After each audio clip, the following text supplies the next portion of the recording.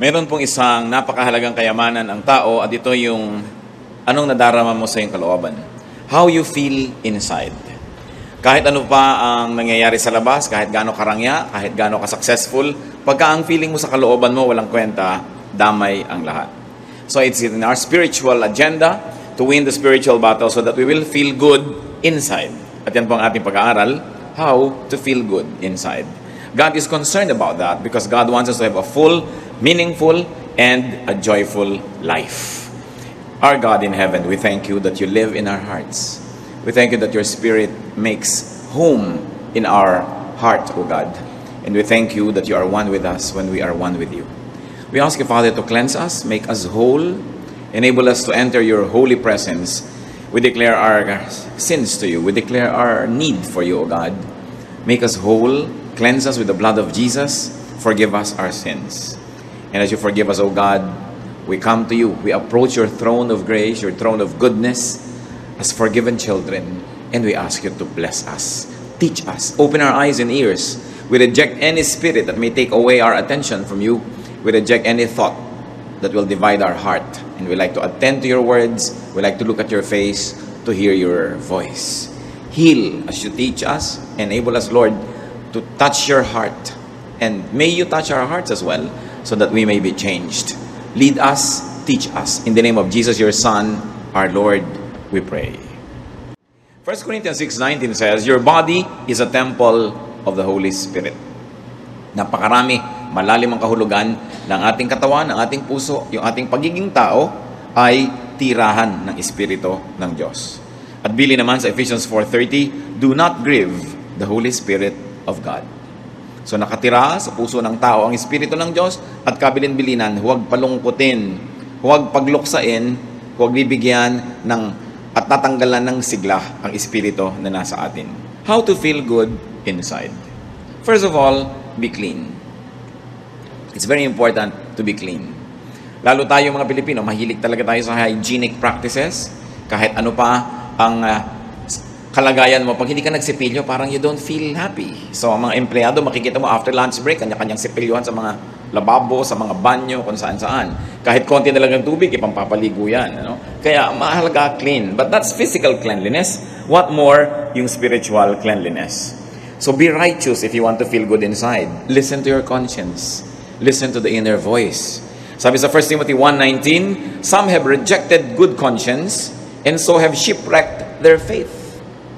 Pagka hindi tayo nakikinig sa konsyensya, at dahil may espiritu na nasa kalooban natin, na nauuhaw, nadidiliman, nasisikipan, nahihirapan, nawawala yung ating saya, yung ating ginhawa ng kalooban, we don't feel good inside. A bad conscience makes you feel miserable. Kaya mayroong mga tao na kahit na magtagumpay, kung alam nilang nandaya sila, mayroong small voice speaking to them. Kahit na parang mayaman ka, marami kang kinita, pero alam mong may dinaya ka, mayroong nagsasalita sa'yo. Hindi makukumpleto ang iyong kaligayahan. So that's the first requisite for us to feel good inside. Be clean spiritually. And then be nourished by God's Word. Yung po mga bagong-bago sa Panginoon, bagong Kristiyano, bagong nagsimula na mag-aral ng Biblia, ito ang pinagkaiba nila doon sa mga dati na. Lagi sila nagbabasa, nauuhaw, nag-aaral. Kaya merong apoy na mainit, merong sigla, merong lakas na espiritual, yung mga bagong-bago ang relasyon sa Panginoon. Sadly, many people who are already in the Lord for many, many years begin to lose the habit of reading God's Word. Kung minsan nagiging dependent na lang sa mga instant Bible study guides, mga instant inspirational guides, at hindi na talaga napag-aaralan at nababasa yung salita ng Diyos. It's important for us to feed on God's Word. Why? Because there's the Holy Spirit in you. Kung yung katawan natin, pinapakain natin ng physical food, physical drink, yung spirit naman sa atin, kailangan pakainin mo ng God's Word. It's very important. Many people who begin to wonder why they have lost the initial joy of the relationship with God will find that most of the time what is neglected is Bible reading. Yung Bible reading na hindi nagmamadali, yung talagang naghahanap ng katuruan, ng mga utos na susundin, ng mga bagay na dapat tigilang gawin, mga bagay na dapat simulang gawin, at mga pangako na dapat ay angkinin. Psalm 119:105, your word is a lamp to my feet and a light for my path. You know that light gives comfort. A lamp gives you security. And very importantly, God's Word detoxifies. Marami ng uso ngayon. Bismillah, uminom ka ng ganitong herb, uminom ka ng ganong gamot, gawin mo ito, gawin mo yan, para alisin yung mga lason sa iyong katawan. Para daw luminis ang ating dugo, luminis yung ating circulatory system, lahat-lahat ng yan. Pero ang talagang panglinis ng mga spiritual toxins ay yung salita ng Diyos. Daig talaga niyan kahit ano pang gamot ang maiisip mo. Kasi yan ang nagmumula sa puso ng Panginoon. It's not important just to read, but it's very important to meditate on God's words. Kaya dapat talaga, ang taong mananatili yung joy sa kanyang puso, yung malalim na kaligayahan, nagbabudget siya ng oras, naglalagay talaga siya ng panahon para magbasa ng salita ng Diyos araw-araw. Kung yun man ay sa umagang-umaga, sa tanghali o sa gabi, kung ano yung hiyang sa inyo na panahon, pero kailangan ipinaglalaban yan. Ang mga taong tinatawag na nagbabackslide, ang kauna-unahan nilang makikita mong gawain sa pagbabackslide, yung hindi pagbabasa ng Biblia in a regular basis. Wala kang makikita na sasabihin mo, itong taong to, backslider or in a backslidden state, o nalayo sa Panginoon na patuloy na nagbabasa araw-araw. Parang hindi pa ako nakakita ng ganon. In fact, stopping reading God's Word and meditating on it every day is the beginning of backsliding. Paano po i-describe ang blessed man sa Psalm chapter 1, verse 2? His delight is in the law of the Lord, and on His law He meditates day and night. Siyempre, yung ating mga Bible study leaders, mga preachers, may mga meditation yan later on for the consumption of everybody. Pero dapat meron kang personal meditation. Hindi mo lang iaasa sa teacher, sa preacher, yung pagkain, paglunok, pagdigest ng salita ng Diyos. Kailangan may kanya-kanya tayong ginagawang ganyan. Colossians 3:16, let the word of Christ dwell in you richly. Kasi nasabi ng iba, kaya ka nagkaka-swine flu, kaya nagkakaroon ng iba't ibang flu, bumababa daw yung resistensya. Bumababa yung immunity level mo. So, yung dati, dinadapuan ko ng sakit, umubo yung katabi mo, may dalang sakit. Pero kung malakas ang katawan mo, hindi mo tatanggapin yung sakit na yun kasi nilalabanan ang katawan mo. At ganoon dapat yung espiritu natin. Lagi tayong may intake of God's Word para pag dumadating yung temptation, dumadating yung mga pagsubok, yung mga hirap, hindi ka nun naigugupo kasi may panglaban ka. It's very important na pinakikipaglaban po yung reading and being nourished by God's Word. Meditation gives perspective. Lumilinaw yung maliit na problema, mukhang malaki yan pagka hindi mo yan tinignan sa salita ng Diyos. Pero pagka naging malinaw sa yung salita ng Diyos, yung mukhang malaking problema, lumiliit. Meditation gives balance. Meditation gives a sense of well-being. Kaya kahit ngayon sa mga spa, sa mga health club, yung binibigyan nila ng may meditation room pa, mayroong mga time for kung ano-anong relaxation and meditation because they have realized the therapeutic value of meditation. Ngayon, kung ginagamit mo yung Word of God, not just as therapy, kundi talagang cure, food, medicine, lalong-lalo na. Another way, of course, to feel good inside. At ito naman, alam nating lahat, pero dapat na-review kasi madalas na neglect. Pray. Be prayerful. Ephesians 6:18, pray in the Spirit on all occasions with all kinds of prayers and requests. At sabi sa 1 Thessalonians 5:17, pray continually. Kailangan tuloy-tuloy ang prayer. Why prayer soothes? Nakakapagpaluwag ng dibdib. Prayer empowers. Yung bago ka nagpe-pray, parang feeling mo, talunan ka na ng mundo, wala ka ng ilaban sa mga hirap, wala ka ng kapangyarihan, pero matapos mo mag-pray, when you say amen, you will feel the resurgence of power and energy. Because prayer plugs you into God. Kung yung ating mga instrumento, mga gamit na dekuryente, pag isinaksak mo sa plug, pumapasok yung kuryente, umaandar yung electric fan, umiinit yung plancha, tayo sa prayer, doon tayo napaplug in sa power ng Diyos. At yung kanyang kapangyarihan mula sa langit, pumapasok sa ating espiritu, nakikiisa sa atin. Prayer transports. Kahit ikaw ay nasa isang place of misery, when you close your eyes and pray, and your spirit is with God, you suddenly find yourself to be in a garden that's quiet, or by a poolside, or in a refreshing greenery, because prayer transports. Prayer allows us to transcend physical limitations.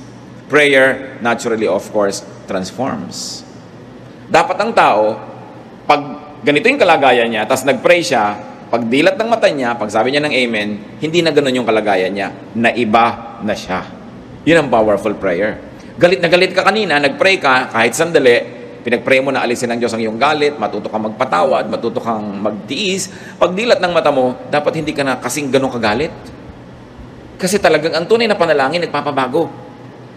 Talagang maiiba yung pati physical makeup mo, according to researches, yung mga matataas ang presyon, magpe-pray sila, magme-meditate, pagkatapos ng ilang minuto, kukuhanan uli ng blood pressure, bumababa, nare-relax.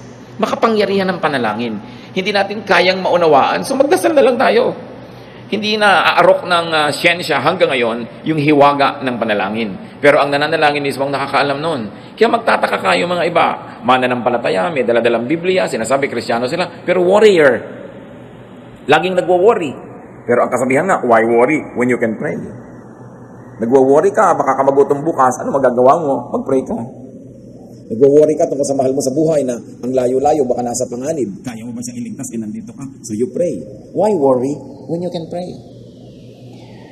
Why continue feeling negative when you can come to God in prayer and ask that God soothes you, comforts you, and that God changes your disposition? Prayer makes you feel good inside. How else do we feel good inside? Be one, inside and out. Eliminate, minimize contradictions within you. Dapat pag nakangiti ang labi mo sa isang tao, pati puso mo nakangiti talaga sa kanya. Mahirap yung nakangiti yung labi mo pero nakasimangot yung puso mo. Yun yung hati ka. Hindi ka sasaya nun. Walang taong hati na sumaya. Kailangan, nando ka sa cause na gusto mo, hindi dun sa labagang yung kalooban. Dapat sinusuportahan mo yung mga taong gusto mo talagang suportahan, minamahal mo yung gusto mong mahalin, ginagawa mo yung talagang gusto mong gawin. Kasi pag hindi mo pa ginawa yung gusto mong gawin, sinong gagawa nun para sa'yo? Ang pinag-uusapan siyempre natin, yung mga gawain na hindi naman pinagbabawal ng Diyos. Yung pagdadalawang isip, pagdadalawang loob, nagtatanggal yan ng kapayapaan at katahimikan. Kaya mga kapatid, kung ano man ang pinagdadalawang loob nyo, pag-isipan nyo na, get good advice, manalangin kayo at magpasya na kayo sa isa. Mahirap yung dalawa-dalawa, tatlo-tatlo ang hinahabol natin sa buhay. Kailangan magpasya kang maging buo. Ang pagiging espiritual, ang pagiging makadiyos, ang isang kahulugan niyan, ikaw ay buo. Hindi ka hati. Ayaw na ayaw sa Bible ng hati. Kaya sinasabi, a man of a double mind will never expect to receive anything from God. Sabi, if you would like something, believe without doubting and you will get it. Because if you doubt, you are like, any leaf or anything that is being tossed about by the waves. You are like a wave being tossed by the winds. Wala kang direksyon. Kaya kailangan ng tao buo. Hindi hinahati ang puso. Halimbawa, nag-asawa ka na. Buuin mo ng loob mo na yun ay yung mamahalin mo. Hindi may dumadaan, iniisip mo, mamahalin ko kaya itong dumadaan. Nakahati ang loob mo. At pag nahati ang loob mo, it will show in your life. It will show in everything you do. Malilito ka ngayon. Kung may kumakausap siya, wawala ka sa sarili. Ha? Bakit? Kasi hati yung loob mo eh. Dapat buo. What you think and say, what you say and do, must be one. So, do the good that you think. Meron kayong gustong gawin, gawin nyo, lalo't mabuti yun. Kasi pag hindi nyo ginagawa, nahahati kayo. Do not frustrate your good side. Halimbawa, may nakaaway kayo. Gusto nyo na mag-sorry. Mabuting mag-sorry, magkasundo kayo, gawin nyo. Hindi yung pinipigil kayo ng pride, nahahati kayo. There's a part of you na gusto nyo gawin yung tama. Merong humihila sa inyo na huwag mong gawin yung tama kasi yung pride mo, paano naman, huwag mo mukha kakawawa, etc. etc. Hati. Hindi sasaya ang isang taong hati. Ikaw man at biyanan, may manugang ka, tanggapin mo na naging anak mo na rin yan. Kasi kung dalawang loob ka, tatanggapin ko ba o hindi? So may mga araw na natutuwa ka sa kanya, may araw na hindi. May araw na ang sungit-sungit mo, may araw na sweet ka naman. Kasi hati. You've got to decide. And there are things we don't even have to decide about. We just have to accept them. Katulad ng sinasabi ko, biyanan mo, manugang mo, tatanggapin mo na yan. Wala ka ng choice. Bakit mo palilituhin ang sarili mo? Kung magiging devoted ka ba, mamahalin mo ba, papadalhan mo ba ng ulam, susuportahan mo ba? Gawin mo na lang yung tama. Kasi laging may nagtatalo sa kalooban natin. Yung maganda at yung hindi maganda. Kailangan pa ba naman nating ipaliwanag na yung maganda ang siya nating gawin? Sabi ng Panginoon sa Matthew 12:25, Jesus said, every kingdom divided against itself will be ruined. And every city or household divided against itself will not stand. Kung ang isang kaharian na hati ay matutumba, kung ang isang bahay na hati ay guguho, ano ang mangyayari sa isang puso na hati? Kaya dapat hindi hinahati ang puso. Huwag na nating lilituhin ang ating mga sarili. At kabaligtaran ng do the good that you want to do, bakit natin pinag-uusapan to? Marami pong tao, alam nila yung magandang gawin, gusto nilang gawin, pero may pumipigil sa kanila. Mga tatay, gusto nila halimbawa akbayan yung anak nilang lalaki na maging tender and nice sila sa anak nila. Pero hindi, this is not the macho thing to do. So, pinipigil yung paggawa ng mabuti. Why? It's good. Hindi mo naman laging pwedeng yakapin yung anak mo. Hindi naman laging available. So, why not do it? Marami din mga anak gusto mag-express ng pagmamahal nila sa parents nila. Hindi ma-express. Pero sa kaibigan, ang dali-dali mag-express. Pero yung lamang, yayakap ka sa magulang mo, magkikis ka, hirap na hirap ka rin. Bakit? Maganda naman yun. Huwag hatiin. And do not do the bad that you do not want to do. Alam naman natin yung masama, alam natin ayaw natin gawin, pero madalas, nagagawa. Romans 7:19, for what I do is not the good I want to do. No. The evil I do not want to do, this I keep on doing. Sabi ni Paul. Ako na nga, sabi ito Yung gusto kong gawin na mabuti, hindi ko nagagawa. At yung ayaw kong gawin na masama, yun na lang ang madalas na nagagawa ko. Hati. Dapat hindi ganon. Walang taong sasaya paghati siya. Meron pa pong isang nagpapasaya ng kalooban. Again, premise on the fact that the Holy Spirit of God resides in us, that we were created in God's image. You want to be happy inside, you want to feel good inside, be noble. Nourish your nobility, your greatness. Nourish your God-likeness. Genesis 1:27, so God created man in His own image. Ang ating wangis ng Diyos. Ang espiritu natin, espiritu ng Diyos na ibinigay sa atin. Ginawa tayo upang maging mahalaga, mataas ang uri. Psalm 139 verse 14, I praise you because I am fearfully and wonderfully made. Romans 8:29, for those God foreknew, He also predestined to be conformed to the likeness of His Son.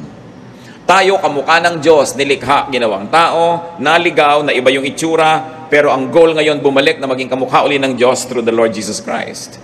So ano ang purpose ng buhay? Maging kamukha uli ng Diyos. Maging kapareho ng Diyos ang isip, ang puso, ang gawain. At ang tao, pinakamasaya, pagka yung kanyang wangis, yung gawa niya, yung sitwasyon niya sa buhay, malapit sa wangis ng Diyos. Kasi yun ang likas, yun ang totoo, yun ang natural sa atin. Parang mga baboy, ano ay kinakatuwa niyan? Maglublob sa putik. Kalabaw, ano kinakatuwa? Maglublob sa tubig at sa putik. Kasi yun ang nature nila Baboy sila, kalabaw sila. Diba? Ano ang ikinaliligaya ng ibon? Lumipad. Kaya ibon man may layang lumipad. Kulungin mo at umiiyak. Kasi nature niya yon na lumipad. Anong nature ng tao? Maging kamukha ng Diyos. Kasi nilikha tayo na kamukha ng Diyos. At nung tayo'y nadapa at naligaw, kaya si Jesus ay namatay para sa atin tayo tubusin, para makabalik tayo dun sa daan, pagbalik dun sa pagiging kamukha muli ng Diyos. So what is the goal of life? Christ-likeness. At kung gusto mo to feel good inside, be Christ-like, be God-like, be noble. Maging kagalang-galang. Kaya di ba pagka ikaw ay dumarating at binibati ka ng maganda, you feel good, ginagalang ka? Pero pag binabastos ka, you feel bad. Why? Kasi hindi natin nature na bastusin. We were created in God's image. Kaya pag binibigyan ka ng halaga, inaalok, binabati ng good morning, birthday mo, naalala, lalo't may regalo, tuwang-tuwa ka. You know why? Because pinapahalagahan ka. Kasi tayo ay mahalaga. Sino ngayon ang taong lulungkot? Yung hindi niya pinahahalagahan ng sarili. Yung pinapayagan niya na maging siya ay basahan dyan. Binabastos-bastos, binabaliwala. Walang taong sumasaya na ganun. Kasi hindi na ating likas. What then should we do? No? How do we become noble and nobler and nobler?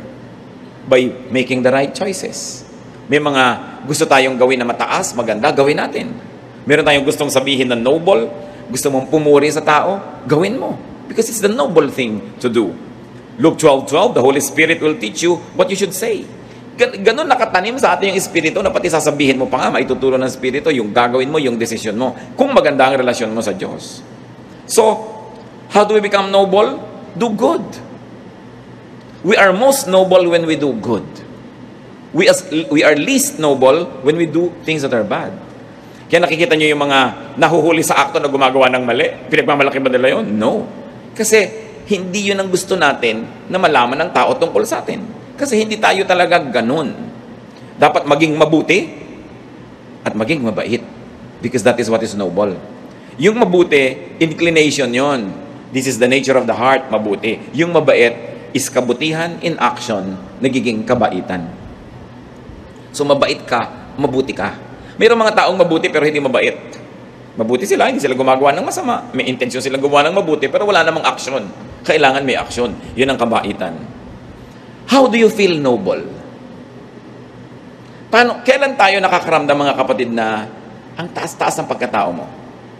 When you give more than you get, you feel noble. Yung nagbibigay ka, taos puso, you feel noble kaysa ikaw yung binibigyan. Di ba? Hindi masarap yung feeling na ikaw yung binibigyan. Pag masarap ang feeling mo nun, something's wrong. Pero usually, mas masarap yung nagbibigay ka kaysa yung namamalimos ka, kaysa ikaw itong kinakahabagan. Mas masarap yung ikaw yung nahahabag because to give is noble. Do not get, then just forget. Kasi halimbawa, dumating yung point, ikaw ang tumatanggap, ikaw ang binibigyan. How will you become noble now? Ikaw yung naging recipient, nagbabayad ka ng utang na loob. Nagsusukli ka, gumagawa ka ng mabuti. Kaya pag may gumawa sa atin ng mabuti, pagkatapos na-empower naman tayo, lumakas, tayo naman yung gumagawa ng mabuti sa kanila, you feel good. Because it's your nature to feel good that way. You want to feel noble, give more than you get. Give more than you receive. Do not just get and forget. Pagka kayo hingi lang ng hingi, kuha ng kuha, tapos hindi tayo marunong magsukli, gumawa ng mabuti, yung konsyensya nyo, binabagabag din kayo. You will not feel good. Hanggang hindi kayo nagsusukli ng kabutihan. Do not receive what you cannot reciprocate. Mga babae, nililigawan kayo, o ngayon kahit lalaki, naliligawan na rin. No? So ang nangyayari, huwag kayong tanggap ng binibigay sa inyo kung wala naman pala kayong pagtingin. Hindi nyo naman pala susuklian ng isang kindat o isang holding hand o isang yakap. Wala pala kayong balak isukli o ipalit. Huwag yung tanggapin. Because that is not the noble thing to do. It's important to be noble. And nobility has nothing to do with wealth. May mga taong yayaman pero hindi noble ang mga pamamaraan nila. Hindi noble yung kanilang karakter. May mga taong hihirap pero ang taas ng pagkatao. Alam mong taong-tao ito kahit walang pera. Walang kinalaman ng pera dyan. And when we are noble in our ways, we feel good. Another way to feel good inside, be classy. Dapat class act. Hindi ko sinabing maging mahal ang damit mo, maging expensive yung taste mo, pero may class ka. What do you mean? Do not do not say, do not think what makes you appear or feel cheap. Meron na ba kayong nagawa na sabi na pagkatapos na nagsisisi kayo dahil mukha kayong mumurahin? Huwag niyong gagawin yun. No?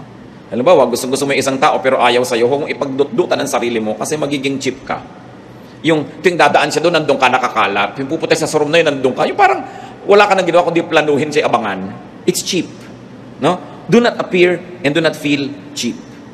Lalo ikaw babae, hindi ka naman pinapansin. Ikaw pa tong laging nakakalat dyan. You know, it's cheap. It will not make you feel good. Magkakaroon ka lang ng immediate pleasure dahil napagbigyan mo yung hilig mo. Pero pag nananahimik ka na at nag-iisa, ang feeling mo, bumaba ang pagkatao mo. You want to be happy inside? Be classy. Beware of addictive things and addictive habits. Lahat ng bagay na nakaka-addict, nakakapagpa-cheap. Nakita niyo mga ibang tao na antitino, ang gaganda ng behavior. Nung naging drug dependent, pati sariling nanay, ninanakawan, sariling anak, ninanakawan, kasi naging addict. Addicts compromise and degrade themselves just to get a fix. Kaya maraming antitinong babae nung naging drug dependent, pati katawan ay pinagbibili sa murang halaga, makakuha lang ng kailangan niyang gamot. Addiction cheapens people. Kahit anong addiction yon. Addict ka halimbawa sa sugal. Addict ka halimbawa sa isang uri ng pagkain. All kinds of addictions. Kaya ang isang message ni Lord Jesus Christ is freedom. Sabi, moderate yourself, moderate your lifestyle that you do not become dependent on anything or anyone. Sabi ni Paul, we have learned to be content in whatever situation. Sa init at lamig, sa gutom at busog, sa meron at wala. Sabi ganon, natututo kami maging kontento. Because anything that you will desire can become your master. And to have a master, no matter what, basta hindi ang Panginoon yon, can cheapen anybody. So do not degrade yourself. Isang payo sa mga umiibig, kung talagang ayaw sa inyo, wala kayong magagawa para gustuhan. Habang nandiyan kayo at nagpipilit, lalo lang kayong nakakaayawan. At lalo lamang bababa ang pagtingin sa inyo. Lalong lumalayo yung pag-asa niyong magustuhan kayo. Subukan yung talikuran at iwan, baka sakali pa. Pero yung hahabol-habol ka, wala kang pag-asa. Pamisa-misa, baka pagtyagaan ka, lalo't wala namang ibang tao. Pero gusto mo yung pinagtsatsagaan ka lang, o pinagbibigyan? So kung ayaw, di wag.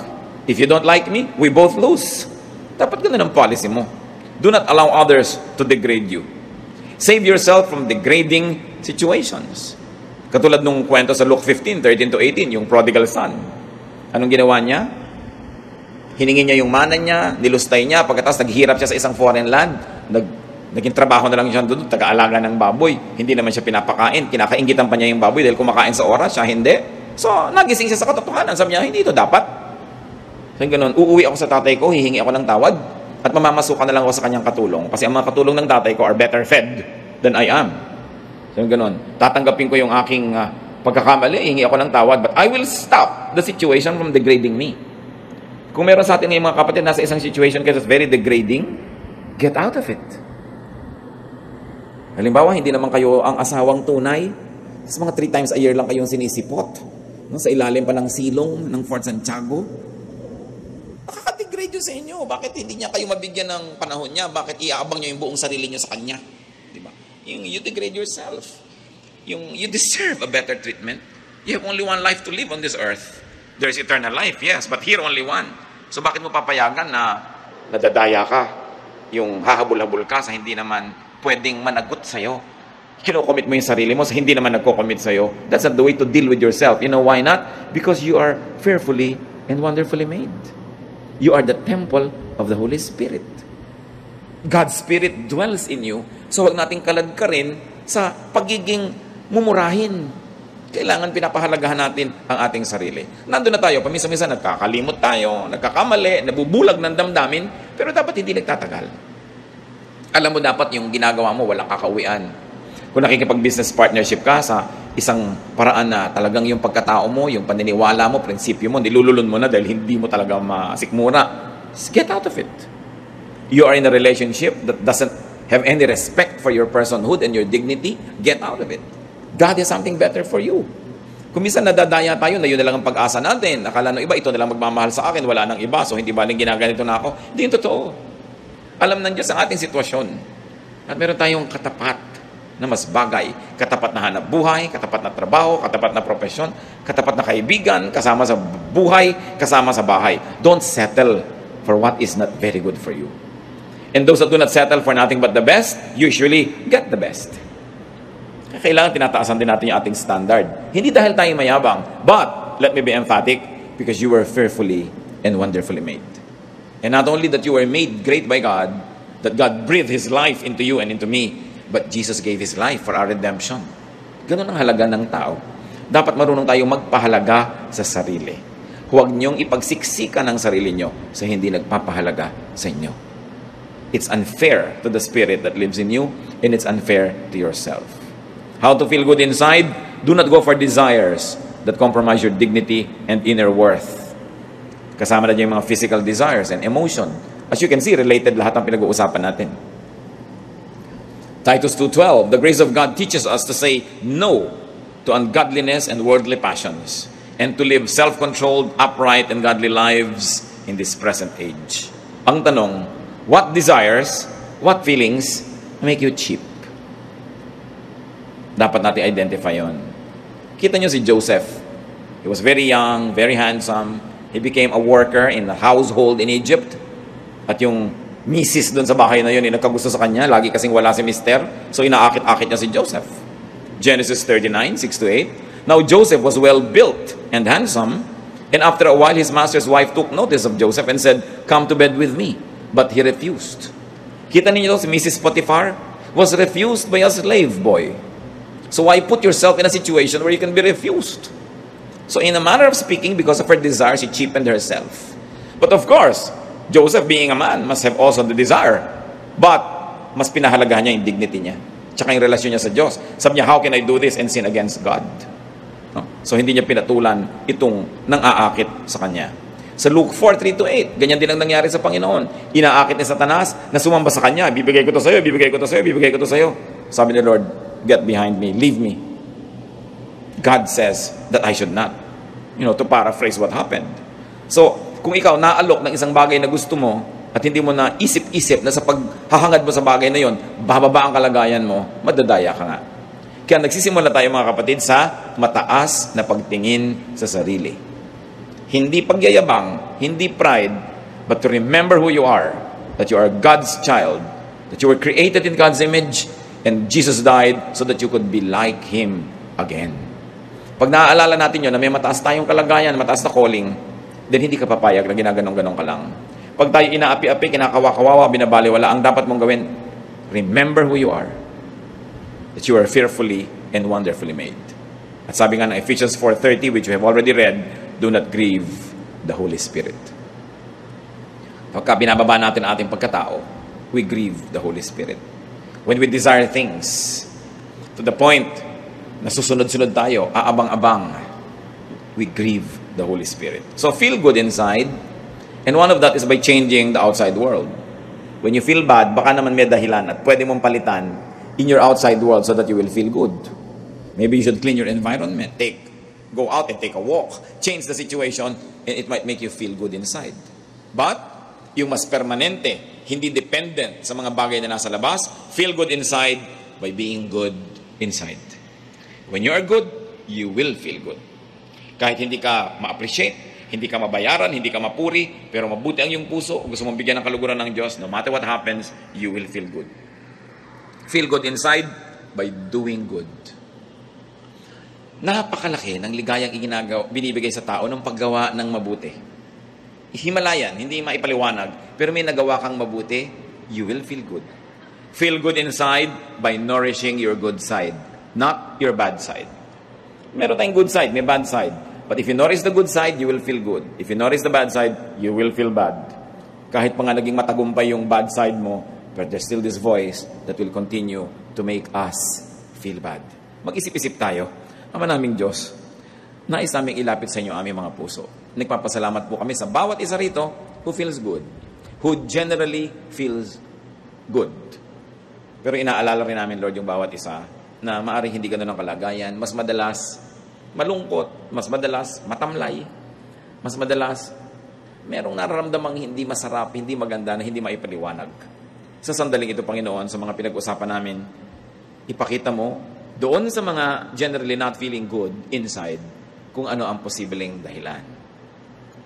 Ipakita mo sa amin kung ano ang mga ginagawa namin, Panginoon, na nagiging dahilan din kung bakit yung pakiramdam namin ay hindi masaya, hindi magaan, hindi nakakaluwalhati sa iyo. We are very thankful for each one who feels good, but for each one who doesn't, we pray that your wisdom will prevail, that you will teach us to identify the root causes of these ill feelings, so that they may be uprooted, and we will have a change of heart, and our lives will be peaceful, lovely, and enjoyable. Magbulay-bulay tayo, mga kapatid. Kung meron tayong mga ginagawa, iniisip, pamamaraan, lifestyle that contributes to not feeling good.